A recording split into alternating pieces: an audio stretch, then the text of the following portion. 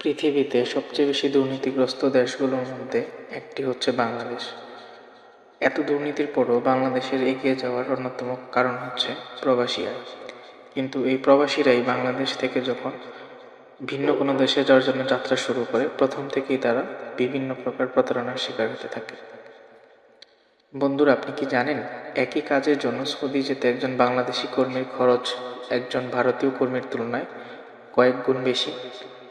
আজ আমি আপনাদের দেখাবো কেন বাংলাদেশি কর্মীরা এত বেশি টাকা গুনছেন আর ভারতীয় কর্মীরা তুলনামূলক কম খরচে সৌদি যেতে পারছে।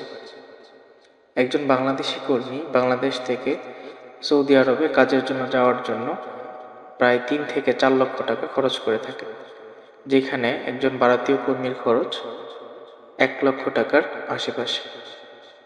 হ্যাঁ, আপনি ঠিকই শুনছেন, একই ধরনের চাকরির জন্য ভারতীয় কর্মীরা মাত্র 70 থেকে 80 হাজার টাকায় সৌদিতে যেতে পারে, অথচ বাংলাদেশি ভাইদের দিতে হয় 3.5 থেকে 4 লক্ষ টাকা পর্যন্ত।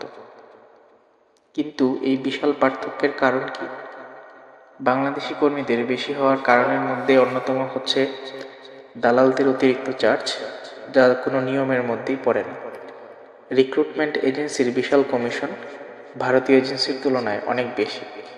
ভিসা ও অন্যান্য অনুমোদনের নামে লুকানো খরচ, যা ভারতীয়দের করতে হয় না।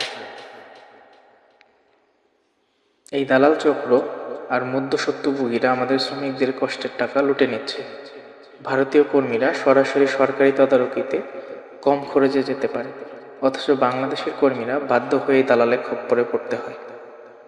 তাহলে কি আমরা এই অন্যায় মেনে নেব?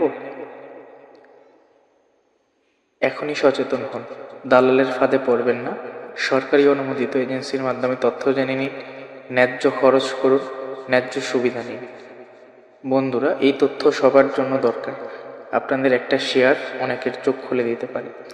এই ভিডিওটি ছড়িয়ে দিন, লাইক দিন, কমেন্ট করুন, সচেতনতা ছড়ান।